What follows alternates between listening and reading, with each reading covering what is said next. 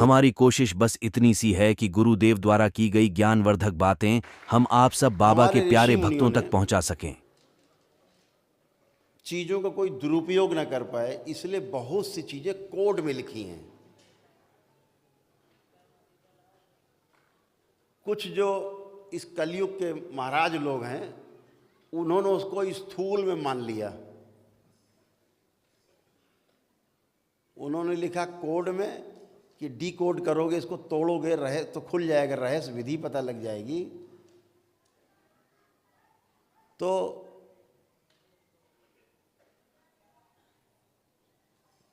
बात समझ में आ जाएगी, कोई दुरुपयोग नहीं करेगा।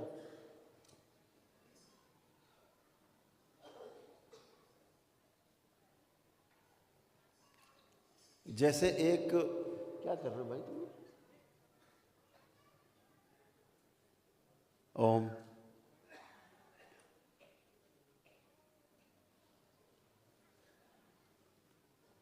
एक बार हमारे एक मित्र यहाँ थे, रजिस्ट्रार थे, तो उनके यहाँ एक मुल्ला जी बैठे हुए थे।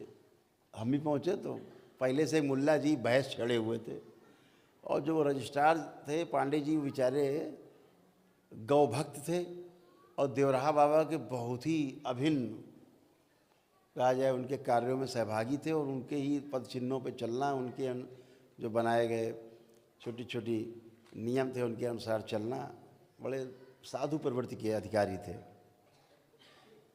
हैं मतलब अभी थे, क्या मतलब हैं ही। तो वो महाराज एक बैठे थे, मौलाना जी,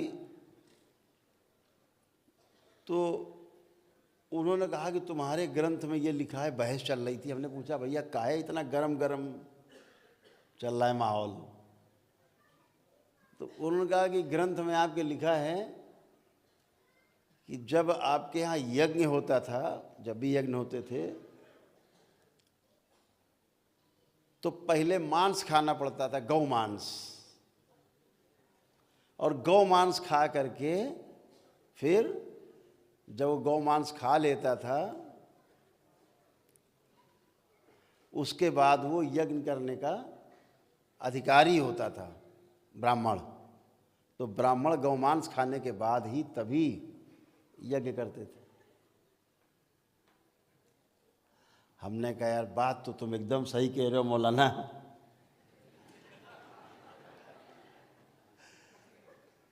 तुम्हारी बात एकदम सही है।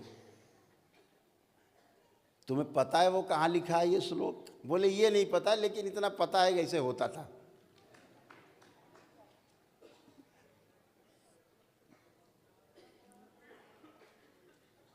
तो हमने कहा मौलाना कभी जाना बाजार में और हठ योग प्रदीपिका खरीदना, उसमें लिखा है, और ये बात सत्य लिखी है कि गौ मांस भक्षण करने के बाद ही कोई ब्राह्मण यज्ञ करने का अधिकारी होता था। लेकिन हमने कहा मुल्ला जी पहले जो लिखा है उसको डिकोड तो करो, तो कोडे पकड़े हो, इसको खोल दो पहले, इसके अंदर असली बात क्या है। ऊपर तो लिखा है मांस भक्षण करते थे, अंदर पढ़ो क्या है, क्या लिखा है क्या, गौ क्या है, गौ मांस क्या है, पता है आपको? तो उसमें साफ साफ लिखा है कि जो ब्राह्मण ध्यान साधना के द्वारा समाधिस्थ हो सकते थे, समाधि में पहुंच सकते थे, समाधि अवस्था में, वह ही केवल यज्ञ करने का राजा जनक के यहाँ अधिकारी था।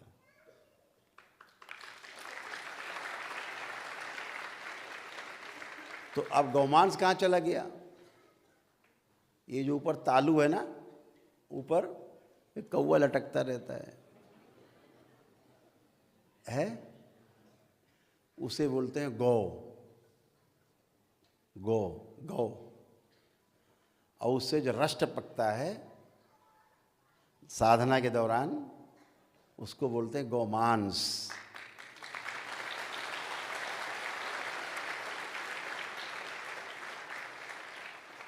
और वो तभी टपकता है जब आप इच्छा विचार आशाओं से मुक्त हो जाते हैं, समाधि अवस्था में चले जाते हैं। समाधि का अर्थ है समय आधि, अर्थात समय से पार।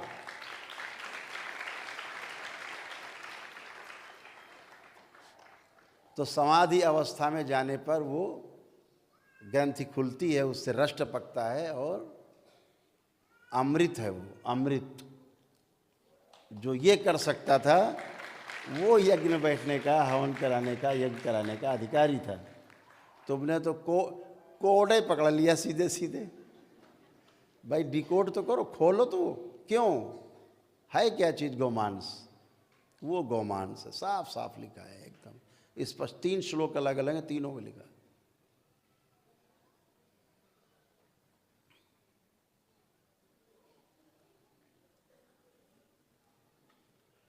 ऐसे ही एक नाम है राधा। करो डिकोड।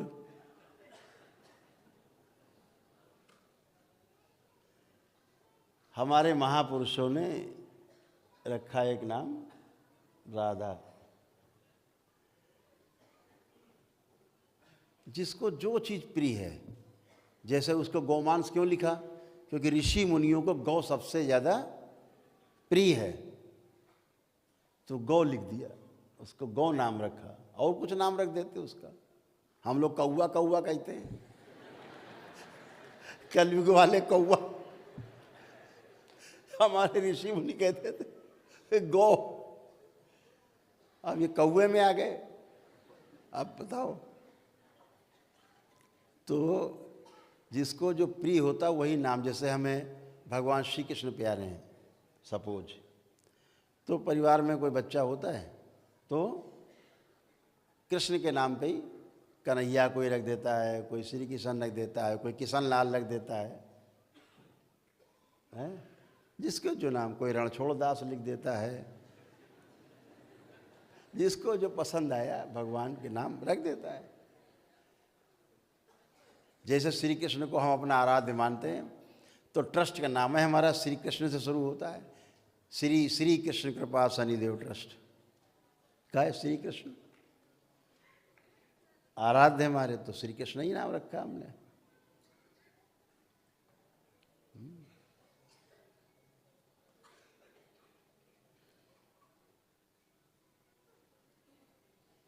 यहाँ स्वामी जी बैठे हमारे साथ 25 साल से पिछले, छोड़ के वृंदावन गोकुल छोड़ के यहाँ आ गए हमारे पास। 25 साल से साथ है हमारे।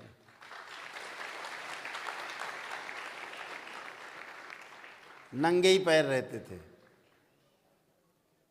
और वहाँ जो शनि मंदिर है कोकिला धाम में, उसके ये महंत थे। लाखों रुपया चढ़ावा महीने में आता था, सब लात मार के चले आए, सब नंगे पैर यहीं आ गए। तब से गए ही नहीं। कहाँ जाएं? आनंद में रहने वाला व्यक्ति हर जगह आनंद में है। पिछले 25-26 साल तो हो गए स्वामी जी बैठे। फिर नहीं गए दोबारा, ये बैठे स्वामी।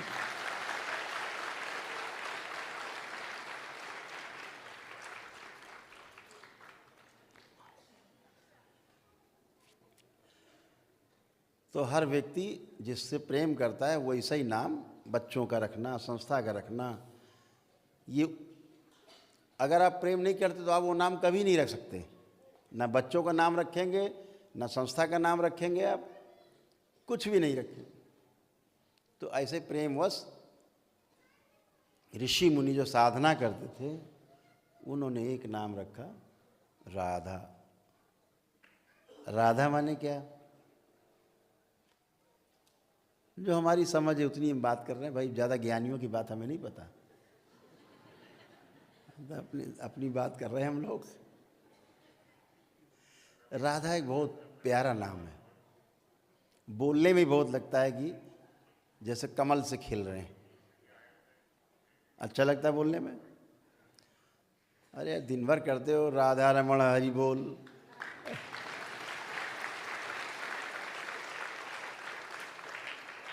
अपने पूज्य गुरुदेव भगवान का नाम भी यही है, राधा ही से शुरू होता है।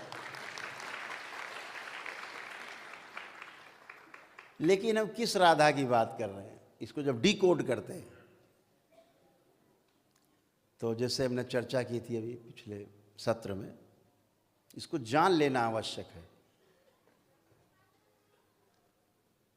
इसलिए जान लेना और भी ज़्यादा आवश्यक है कि जिस राधा नाम तक का, राधा इस नाम तक का पूरी महाभारत में, पूरी भागवत पुराण में,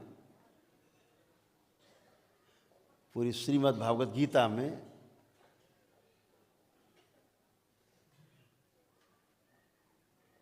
एक नाम तक नहीं कहीं लिखा है राधा, फिर ये राधा कौन है? किस राधा नाम के लिए हम तड़पते हैं? वो कौन सी राधा है? ये राधा कहाँ से आ गई? तो राधा को जैसे भी हमने आपसे कहा कि गौमांस को जब डिकोड किया गया तो क्या निकला? साधना और ध्यान की पराकाष्ठा, समाधि अवस्था में होना, गौमांस भक्षण। ऐसे तमाम जगह कोड में चीज़ें हैं। जैसे हमने आपसे पिछले सत्र में चर्चा की थी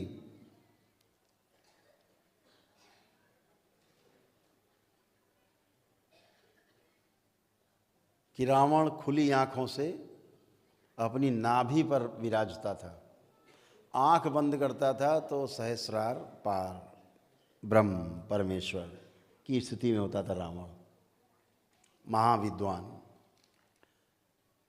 खुली आंख से नाभि पर रहना और आंख बंद ध्यान में गए तो पार ब्रह्म, यहाँ से बाहर ये ब्रह्म है, इससे बाहर पार ब्रह्म परमेश्वर। ऐसे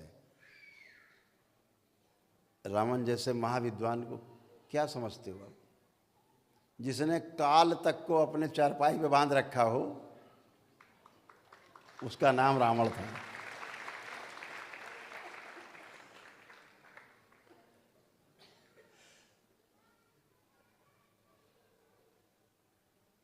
जो पुरोहित बने राम का, उसका नाम रावण था। तो महाविद्वान। तो राम कहाँ विराजते थे? अनाहत चक्र पे, रावण मणिपूरक चक्र पे, राम इसके ऊपर अनाहत चक्र। तो जो रावण था वो 10 दल का कमल कहा जाता है नाभि पे, जिसको आप धीरे धीरे आगे चलेंगे तो समझेंगे, जानेंगे, अनुभव करेंगे। जहाँ पांडित्य पूरा खुल जाता है, वो उस चक्र का नाम है मणिपूरक। तो रावण खुली आंख से, यहाँ 10 दल का कमल है। यहाँ क्या है? यहाँ 12 दल का कमल है हृदय क्षेत्र में, अनाहत चक्र पर। तो भगवान राम 12 कला के अवतार थे, रावण 10 कला का अवतार था, वो भी अवतार ही था। जय विजय।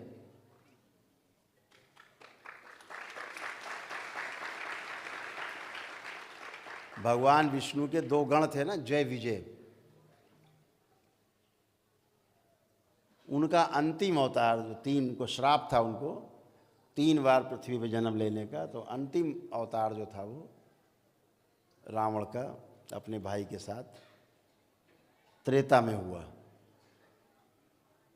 तो उनको जो श्राप मिला था कि 3 बार तुम्हें धरती पे अवतार लेना पड़ेगा तब श्राप मुक्त होगे, तो तीसरा अवतार था।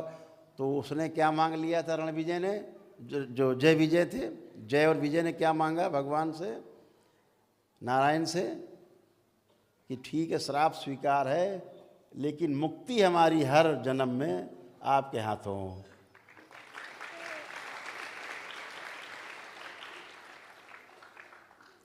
तो द्वापर तक चला मामला, द्वापर तक, अंतिम द्वापर में हुआ।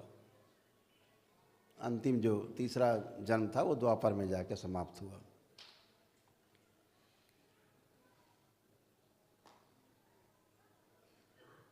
दूसरा अवतार था धरती पर जय विजय का वो रावण के साथ हुआ था।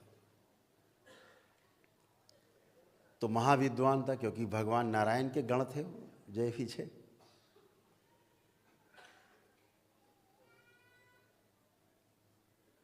भगवान राम 12 कलाओं के अवतार थे, स्वयं नारायण के अवतार थे, तो 12 कलाओं के ज्ञाता थे। यानी खुली आंख से वो यहाँ रहते थे। आपको पता है एक बात राज्य की बताते हैं, जब कभी साधना आप करते हैं, मूलाधार से आप चढ़ते हुए ऊपर आते हैं, जब भी आप चलते हैं, अगर कोई जानकार आपको देख ले कि आप साधना में बैठे हैं और इस समय आप अनाहत चक्र पे हैं,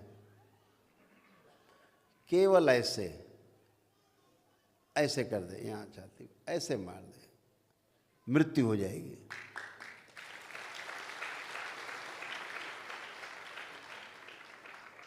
चोट लग जाए वहां तो मृत्यु हो जाएगी। अगर देख ले कि इस समय किस चक्र में आप हैं, कहाँ पर हैं, तभी विभीषण ने कहा भगवान राम से, प्रभु इसकी नाभि में रहता है, ये खुली आंख से युद्ध कर रहा है, ये खुली आंख से है, इस समय नाभि पर है, खुली आंख से यहाँ रहता है। मार दिया, रावण धराशायी हो गए। तो राम यहाँ विराजते थे खुली आंख से। साधारण मनुष्य मलमूत्र द्वार के बीच में जो स्थान है नीचे, उसे मूलाधार कहते हैं। जहाँ हम पलथी लगाते हैं तो हमारी एड़ी जहाँ जा कर के, पैर की एड़ी जहाँ टच करती है, वो मूलाधार है। अगर वहाँ पर कोई चोट पहुँचा दे, आघात, आदमी की तत्क्षण मृत्यु हो जाती है, वो मर्म है। ऐसे 107 मर्म हैं पूरे शरीर में। उनमें से कुछ मर्म ऐसे हैं जो सीधे मृत्यु देते हैं, उनमें से मूलाधार भी है। मूलाधार जो माँ महाकाली का स्थान भी माना जाता है।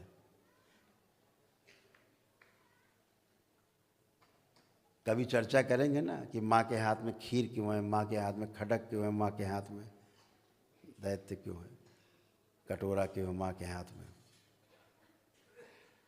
जब प्रतीक आपके सामने खुलेंगे, डिकोड करना, भगवान शंकर क्यों नीचे हैं, एक पैर ऊपर क्यों है माँ का।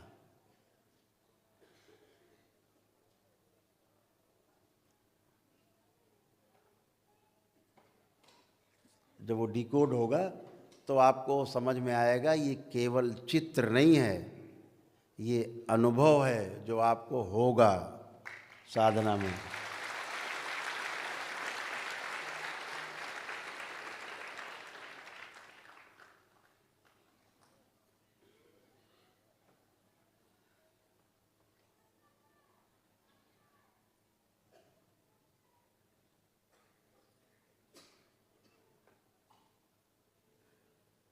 जब कामुकता चरम पे होती है और दो मूलाधार, स्त्री का मूलाधार और पुरुष का मूलाधार एक होते हैं संसर्ग में, उस समय माँ महाकाली नाम की ऊर्जा सक्रिय होती है।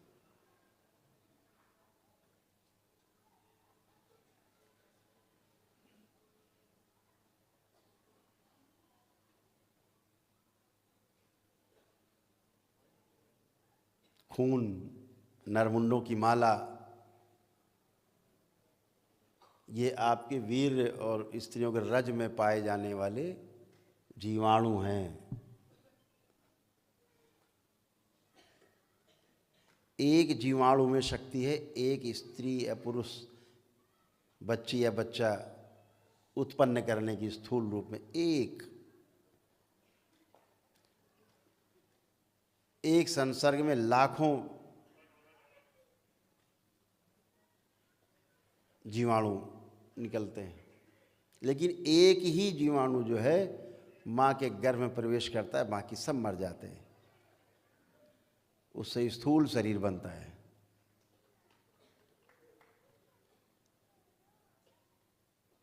तो वो नरमुन्नों की माला है। इतनी हत्याएं होती हैं एक बार स्त्री पुरुष संसर्ग में, लाखों जीवाणु आपके शरीर से निकल के नष्ट हो जाते हैं, लेकिन गर्भ में सिर्फ एक प्रवेश करता है स्त्री। वो नरमुन्नों की माला है। रक्त यानी तमाम रक्त जब खर्च होता है, लीटरों रक्त, तब थोड़ा सा पुरुष सीमेन बनता है, वीर बनता है।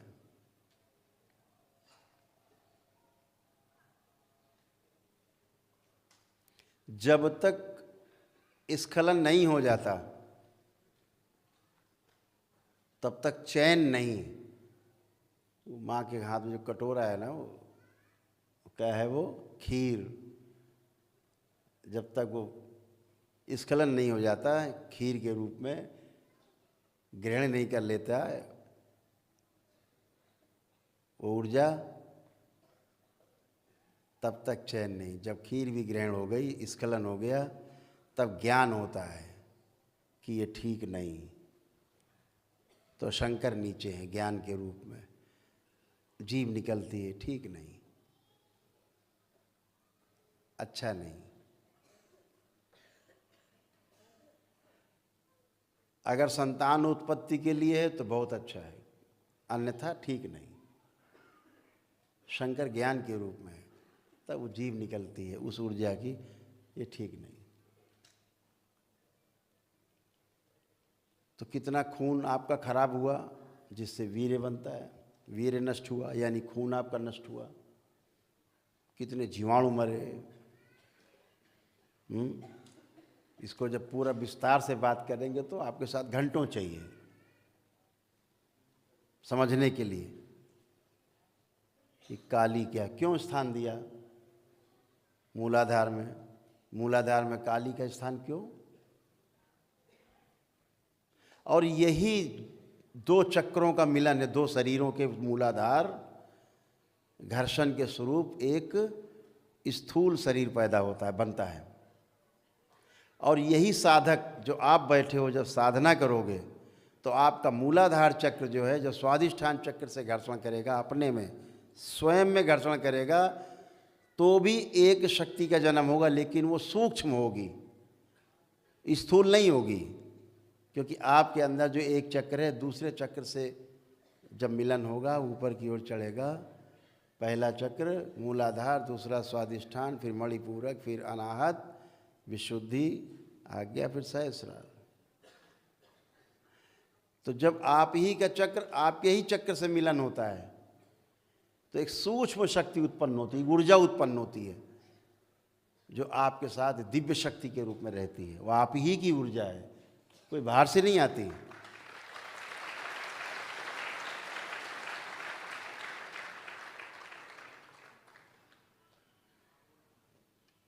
आपके चार शरीर स्त्री और पुरुष के रूप में, पता है?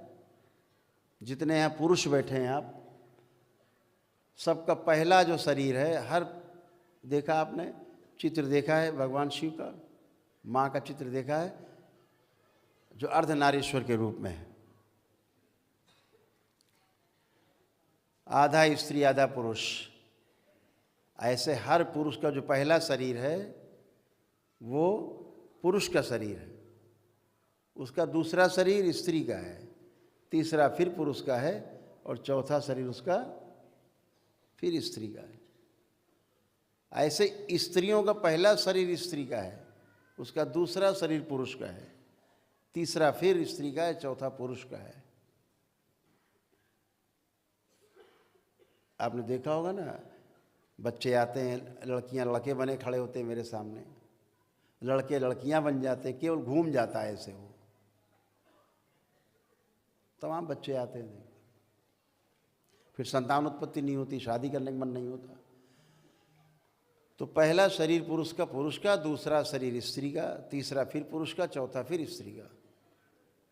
इसीलिए पुरुष का चौथा शरीर जो स्त्री का है, पांचवा शरीर जिसको हम बोलते हैं ब्रह्म शरीर।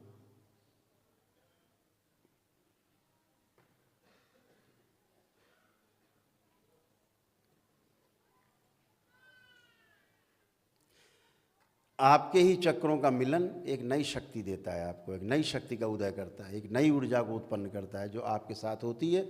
और आपकी अपनी, उसी को तपस्या बोलते हैं कि मेरा तप मेरे साथ है। वही तप आपके साथ है जो आपके ही चक्रों का, आपके ही चक्रों से मिलन है, ऊपर चढ़ते जाते हैं। और जो ऊर्जा उत्पन्न होती जाती है वो आपकी अपनी संपत्ति होती है, वो जन्म जन्म साथ रहती, कभी अलग नहीं होती। वो साथ ही पैदा होती है, साथ ही रहती है, कभी नहीं साथ छोड़ती, वो आपकी संपत्ति है। तो योगी क्या करते हैं, अपनी ऊर्जा स्त्री की, अपनी ऊर्जा पुरुष की, आपस में ध्यान साधना में संसर्ग होते गए, शक्ति उत्पन्न होती गई। जितना ऊपर चढ़ते जाएंगे, चक्रों का चक्रों से मिलन होता जाएगा, ऊर्जा उतनी घनी होती जाएगी आपके पास, उतने बलशाली शक्तिशाली आप होते जाएंगे।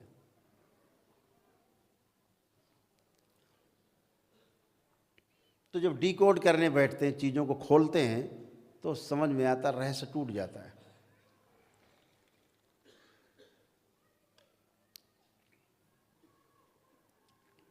तो एक नाम दिया ऋषि मुनियों ने हमारे पुरातन काल से, ईड़ा, पिंगला और सुषुम्ना।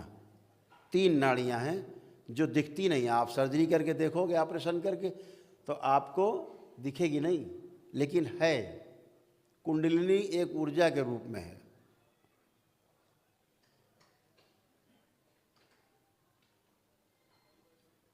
तो जब आपका कुंडलिनी आपकी जागृत होती है और ध्यान साधना के द्वारा आप धीरे धीरे ऊपर की ओर गति करना शुरू करते हैं, तो उस नाड़ी का नाम है, बीच में जो रहती है उसका नाम है सुषुम्ना। बाईं तरफ नाड़ी वो ईड़ा है, जो दाहिनी तरफ नाड़ी है वो पिंगला है। लेकिन जो बीच में है, जिसको क्रॉस करते हुए गति करती है नाड़ी, उसका नाम सुषुम्ना है। सुषुम्ना माने ज्ञान की नाड़ी, जिसमें ज्ञान है, जिसके द्वारा ज्ञान आप प्राप्त करते हो।